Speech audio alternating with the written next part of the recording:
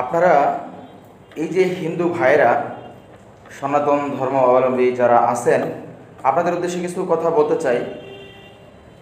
আপনারা যা শুরু করেছেন একটু থামেন। হ্যাঁ, আমি আপনাদেরকে একটু থামতে বলতেছি। আপনারা যেভাবে এই মিথ্যা প্রোপাগান্ডা বা মিথ্যা যে অপপ্রচার চালাচ্ছেন,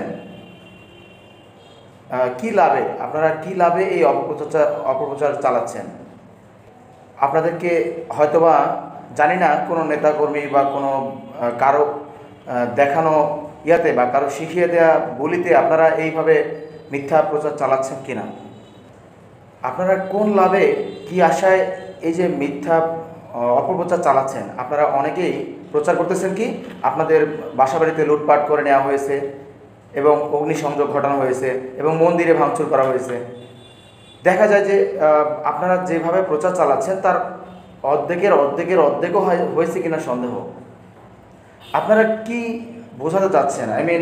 কি লাভে আপনারা যা শুরু করেছেন? অনেকগুলো আইডি থেকে আপনারা যেভাবে এই যে মন্দিরে ভাঙচুর হচ্ছে বা আপনারা সংখ্যালঘু বলেই আপনাদের প্রতি অত্যাচার হচ্ছে, আপনারা বাংলাদেশে কতটা সুখে আছেন একবার চিন্তা করে দেখছেন? আমার মনে হয় না এতটা সুখে আপনারা বিশ্বের অন্য কোনো রাষ্ট্রে থাকতে পারতেন।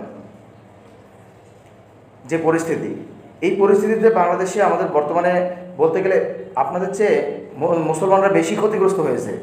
আমাদের যে সকল ভাইরা আওয়ামী লীগ করতো বা অনেকেই যে ক্ষতিগ্রস্তটা হয়েছে তারা, এই যে আপনি মাশরাফি বিন মর্তুজা, আবার সাকিব আল হাসান, আমি তো তাদের কথা নাই বললাম, কত এমপি মন্ত্রীর বাড়িতে আগুন লাগিয়ে তাদের বাড়িঘর ভাঙচুর করা হয়েছে।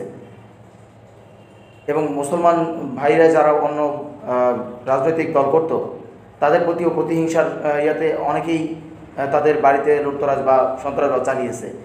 এতে করে দেখা যায় যে আপনারা পার্শ্ববর্তী থাকার কারণে আপনাদের হয়তো বা ক্ষতিগ্রস্ত হয়েছে কিছু কিছু এলাকায়। আমি বলবো না যে সবাই হয়নি, কিন্তু আপনারা দেখেন আপনারা যতটা শান্তিতে আছেন, আপনারা নিজেরাই একটু বিবেককে চিন্তা করে বিবেককে প্রশ্ন করে দেখুন আপনারা কতটা শান্তিতে আছেন আমাদের দেশে। আপনাদের মতো শান্তিতে মনে হয় যে আমাদের মুসলমানরাই নাই। আর মুসলমানরা এতটা খারাপ না যে আপনাদেরকে অশান্তিতে রাখবে। পৃথিবীর মধ্যে সবচেয়ে সভ্য জাতি থাকলে মুসলমানরা আছে। বাঙালিদের কথা আমি নাই বললাম, বাঙালিরা তো আপনারা নিজেরাও। এখন কোন আশায়, কোন লাভে, কার ইশারায় আপনারা এই যে ঢাকা শহরের বিভিন্ন অলিতে গলিতে মিথ্যা অপপ্রচার চালাচ্ছেন? বিভিন্ন সাংবাদিকদের বিভিন্ন মিডিয়াতে আপনারা বলতেছেন যে আপনাদের বাসা বাড়িতে আগুন লাগিয়ে দেওয়া হচ্ছে, মন্দিরে ভাঙচুর করা হচ্ছে। অথচ দেখেন কিছু কিছু এলাকায়, আপনাদেরই এলাকায় আপনি ভালোভাবে খোঁজ নিয়ে দেখেন, এই মুসলমানরা রাত জেগে, এই স্টুডেন্টরা রাত জেগে তারা আপনাদের মন্দির পাহারা দিচ্ছে, আপনাদের বাসাবাড়ি পাহারা দিচ্ছে। আর আপনারা সেটা উল্টোটা আপনারা করতেছেন যে আপনাদের বাসাবাড়িতে ভাঙচুর করা হচ্ছে, মন্দিরে ভাঙচুর করা হচ্ছে। কী লাভে?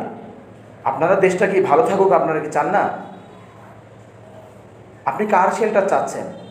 হয়তো বা সাময়িকের জন্য কিছু টাকা পেয়ে আপনি কিছু আমি সব ভাই বোনকে বলবো না, যে আপনারা যারা হিন্দুরা কিছু আছে এই যে উগ্রবাদ, এরা কিছু টাকার বিনিময়ে হয়তো বা সাময়িকের শান্তি নষ্ট করতেছে। আপনি একটাবারও চিন্তা করে দেখেছেন? আপনাদের কাছ থেকে যদি মুসলমানরা মুখ ফিরিয়ে নেয়, আপনারা যদি বিপদে পড়েন, আপনারা কিন্তু তখন সাহায্য পাবেন না। এখন সাহায্য করতেছে, আপনারা উল্টোটা তাদের নামে চাপিয়ে দিচ্ছেন। একটা গল্প আছে না, আমরা ছোটোবেলায় পড়েছিলাম ইংরেজি বইয়ে এবং বাংলা বইয়ে, উভয় ক্ষেত্রেই আছে, যে একটা রাখাল কি করতো, সে প্রতিদিন গরু চড়াতে যেত জঙ্গলের পাশে। গরু চড়ানোর এক ফাঁকে সে চিৎকার দিয়ে উঠতো, বাঘ বাঘ বাঘ বাঘ বলে। এতে করে তারা গ্রামবাসী কি করতো, লাঠি সোটা নিয়ে যার যেটা আছে তারা ছুটে আসতো, এই ছেলেটাকে বাঁচাতে হবে এই জঙ্গল থেকে, বাঘের থেকে। এসে দেখে যে কোনো বাঘটা কিচ্ছু নেই, ছেলেটা উল্টা হাসাহাসি করে। এইভাবেই সে 2-1 দিন মানুষকে ধোঁকা দিল। যেখানে মানুষজন তাকে সাহায্য করতে আসতেছে, সে তাদেরকে নিয়ে তামাশা করতেছে, ঠিক আপনাদের কিছু সংখ্যালঘুর মতন। পরবর্তীতে দেখা যায় যে একদিন সত্যিকার অর্থে বাঘ বের হয়ে গেছে জঙ্গল থেকে। সে যখন গরু চড়াচ্ছিল, বাঘ যখন বের হয়েছে, সে বাঘ বাঘ বলে চিৎকার দিতেছে এবং বাঘ কেউ আর আসে নাই তাকে বাঁচাতে। সবাই মনে করতেছে সে তো তামাশা করতেছে মানুষের সাথে। তাহলে আপনারা কি এমনটা তামাশা করতে চাচ্ছেন মানুষের সাথে? আপনারা কি বোঝাতে চাচ্ছেন? সবাইকে আমি বলবো না, আপনারা কিছু আম, আমাদের হিন্দু ভাইরা আছে যে এরা এই কাজটা করতেছে, যে আপনারা অপপ্রচার চালাচ্ছেন বা বিভিন্ন মিডিয়ায় আপনারা বলতেছেন যে আপনারা এই ক্ষতিগ্রস্ত হয়েছেন, এই ক্ষতিগ্রস্ত হচ্ছেন, আপনাদের দেশে সার্বভৌমত্ব নষ্ট হয়ে যাচ্ছে, আপনাদেরকে শান্তি দেওয়া হচ্ছে না, আপনারা সংখ্যালঘু বলে। আপনারা একটু থামেন প্লিজ, একটু থামেন। হ্যাঁ, আপনাদের চেয়ে হিসাব করে দেখেন, আপনাদের চেয়ে মুসলমানরা বেশি ক্ষতিগ্রস্ত হয়েছে এই সিচুয়েশনে বাংলাদেশের। আপনারা কাকে চাচ্ছেন? আপনি কোন অবস্থানে ছিলেন আজ থেকে 10 বছর আগে, আজ থেকে 15 বছর আগে আপনারা কোন অবস্থানে ছিলেন একটু হিসাব করে দেখেন তো। আপনারা 10 টাকা কেজি চাউলের কেজি খাবেন, আর আজকে আপনারা কত টাকা কেজি চাউলের কেজি খান? আপনারা দেশটাকে ধূলিসাৎ করে দেওয়া হচ্ছে। আপনারা আজকে আলুর কেজি কত টাকা করে খাচ্ছেন? আপনি প্রতি বছরে বছরে সিন্ডিকেট হচ্ছে। এই সিন্ডিকেট সামলাবে কে? সামলানোর কোনো ব্যক্তি আছে? আপনাদেরকে কে শেল্টার দিবে? কার কাছ থেকে আপনি চাচ্ছেন? বাই দ্য ওয়ে, এখন একটা জিনিস কি, ওই রাখালের মতন যেন না হয়। হিন্দুদের বা আপনাদেরকে যথেষ্ট মুসলমানরা সাপোর্ট দেওয়ার চেষ্টা করে, তারা নিজেরা ক্ষতিগ্রস্ত হলেও আপনাদের যাতে ক্ষতি না হয় সেই জিনিসটা তারা বেশি অ্যালার্ট থাকে। আর আপনারা উল্টোটা আপনারা মিডিয়ায় প্রচার করতেছেন। আর যদিও আপনাদের অনেকেই দেশের মধ্যে, বাংলাদেশের অনেকের আইডি না, অনেক বিদেশি আইডি থেকেও মূলত এই প্রোপাগান্ডাগুলো ছড়ানো হচ্ছে। এখন আপনারা একটু অ্যালার্ট থাকবেন প্লিজ। আপনারা দয়া করে যে আপনাদের নিজেরা একটু অ্যালার্ট থাকবেন। দয়া করে মিথ্যা কোনো নিউজ প্রচার করবেন না, কারণ মিথ্যা নিউজ আপনার এলাকার বা আপনার বাড়ির কেউ যদি মিথ্যা কোনো নিউজ প্রচার করে যে আপনার বাড়িতে যেটা ঘটে নাই। এই একটা এলাকায় দেখলাম গতকালকে